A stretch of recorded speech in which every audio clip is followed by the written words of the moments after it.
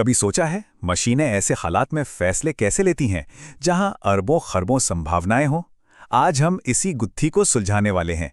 ये देखेंगे कि एआई रटने के बजाय एक स्मार्ट अंदाजा लगाना कैसे सीखता है। तो चलिए इस दिलचस्प दुनिया में उतरते हैं। और इस सफर की शुरुआत हम करेंगे गो नाम के एक बहुत पुराने खेल से। अब ये सिर्फ एक खेल नहीं है, ये एक पहेली है, एक बहुत बड़ी चुनौती किसी भी दिमाग के लिए, चाहे वो इंसान का हो या फिर किसी मशीन का। गो के बोर्ड पर इतनी सारी अलग अलग पोजीशंस बन सकती हैं। 10 के आगे 170 जीरोज, मतलब ये एक ऐसा नंबर है जिसे ठीक से लिख पाना भी अपने आप में एक चैलेंज है। हाँ, बिल्कुल सही। ये नंबर हमारे पूरे ब्रह्मांड में जितने एटम्स हैं ना, उनसे भी ज्यादा है।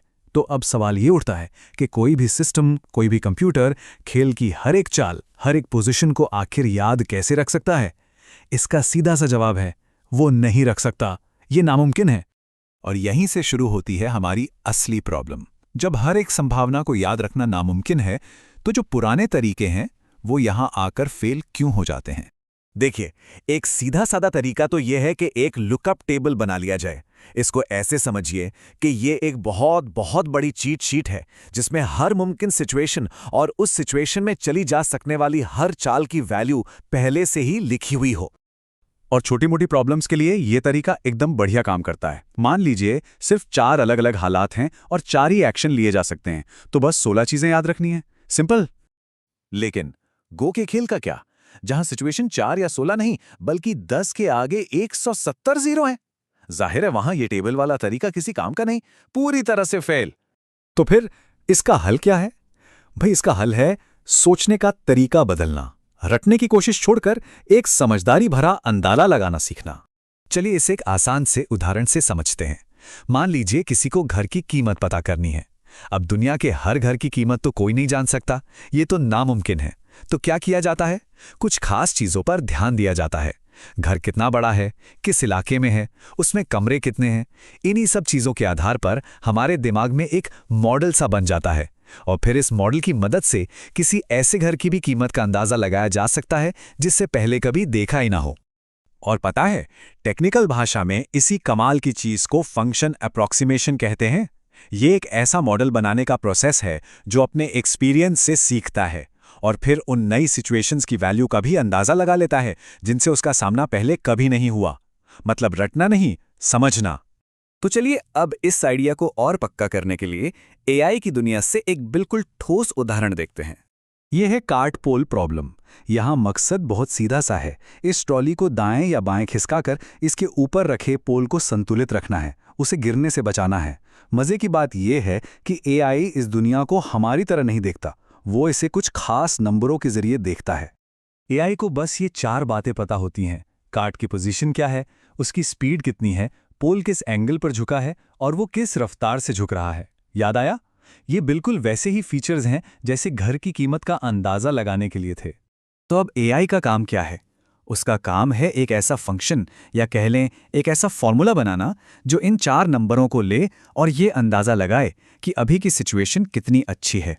और इसी अंदाजे के आधार पर वो तय करेगा कि अगला कदम क्या उठाना है, कार्ट को दाएं धकेलना है या बाएं। ठीक है, ये तो समझ आ गया।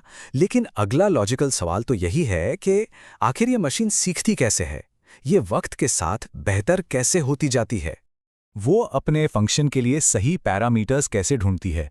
मतलब वो जादुई नंबर क्या हैं जो उसे इतने सटीक अंदाजे लगाने में मदद करते हैं?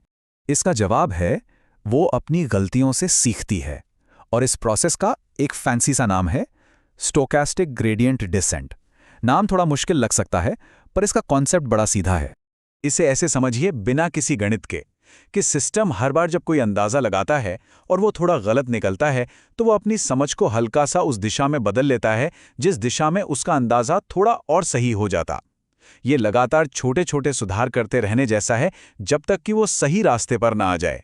अब एआई को ये सीखने के लिए जो फीडबैक चाहिए होता है, उसे पाने के 2 मेन तरीके हैं।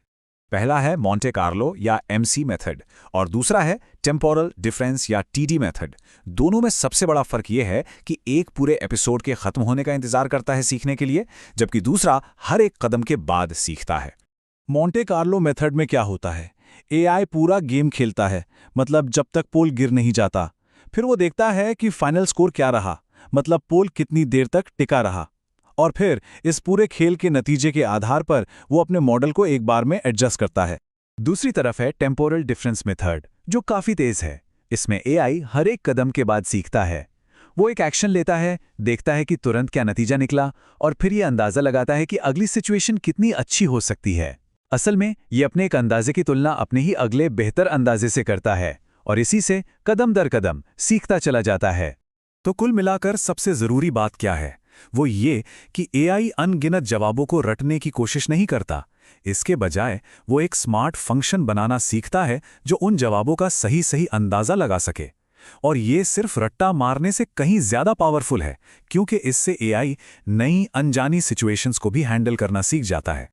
और ये सब हमें एक बहुत ही दिलचस्प सवाल के साथ छोड़ जाता है।